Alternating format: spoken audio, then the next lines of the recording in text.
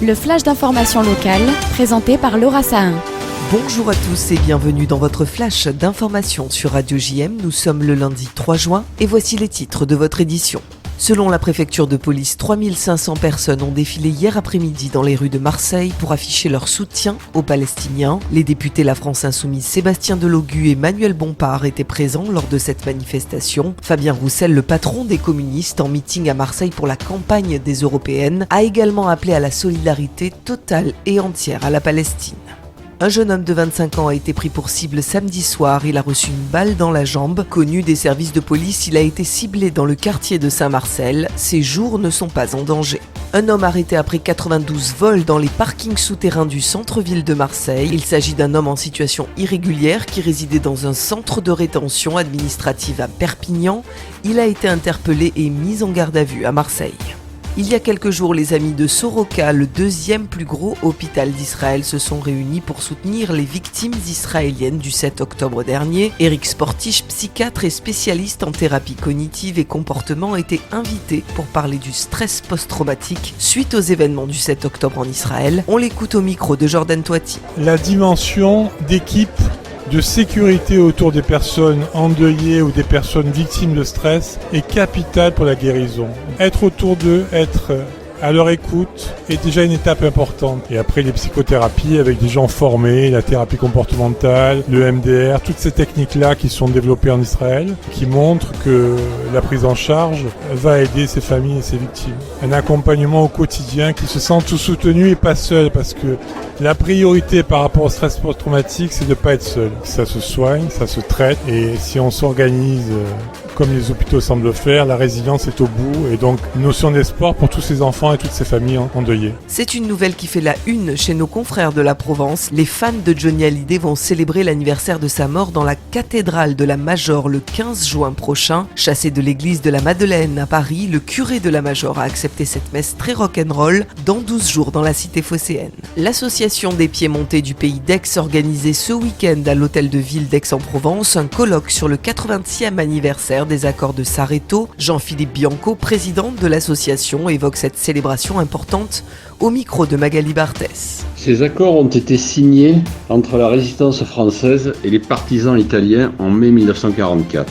Ce colloque a accompagné la sortie de notre livre, Les accords de Sarreto, qui sont les prémices de la fondation de l'Union européenne. Sont intervenus Daniele Jala, directeur de l'Institut national de la résistance à Milan, Robert Mencherini, de l'Université d'Aix-Marseille, Mireille Provençal, petite fille de Jean Lippmann, signataire des accords, Carlo Giordano, journaliste à la Stampa et membre de l'Institut historique de la résistance de Cuneo, Marta Arrigoni, chercheur qui possède la maison où ont été signés ces accords, et Jennifer Juvenal, petite fille de Max Juvenal, co-signataire des accords. Thierry Henry, l'entraîneur de l'équipe de France pour les Jeux Olympiques, va révéler aujourd'hui sa liste des 26 ou 27 joueurs retenus pour le stage de préparation des JO. Parmi eux, 18 seront sélectionnés avant le 3 juillet pour performer sur les terrains et porter les couleurs de la France à partir du 24 juillet à l'Orange Vélodrome, notamment contre les États-Unis.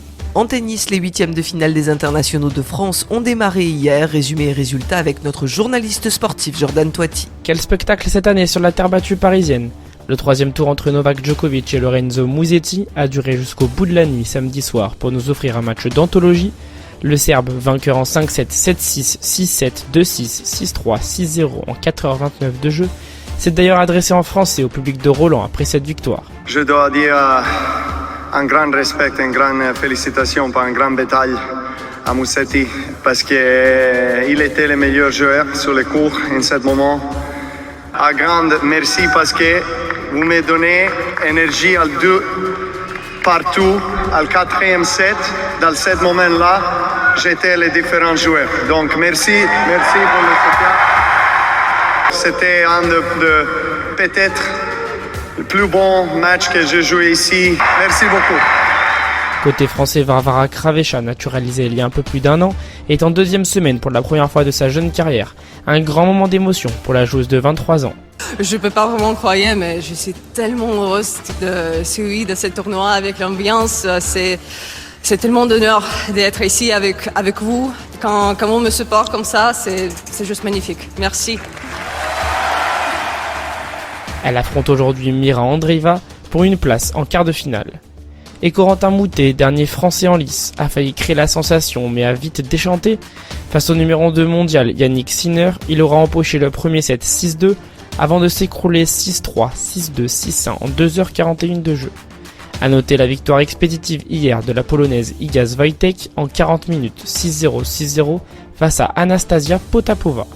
Au programme aujourd'hui des huitièmes de finale, Daniil Medvedev affronte Alex de Minaur, Alexander Zverev face à Holger Rune et Taylor Fritz va défier Casper Ruud. Et puis on reste dans le tennis puisque l'Open féminin de Marseille démarre aujourd'hui au TCM avec les qualifications. L'entrée du tournoi est entièrement gratuite jusqu'à vendredi. La météo aujourd'hui est de 18 degrés ce matin et jusqu'à 24 degrés cet après-midi sur notre belle cité phocéenne.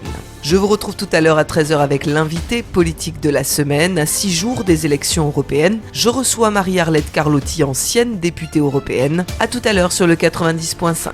Et puis tout de suite après ce journal, c'est l'Instant Mag de Magali Barthès. Il y a une semaine, à l'occasion de la Journée nationale de la résistance, la Fondation du Camp des Milles, Mémoire et Éducation organisait un temps d'hommage au wagon du souvenir, chemin des déportés, en présence d'anciens déportés, d'anciens combattants, des élus et associations patriotiques.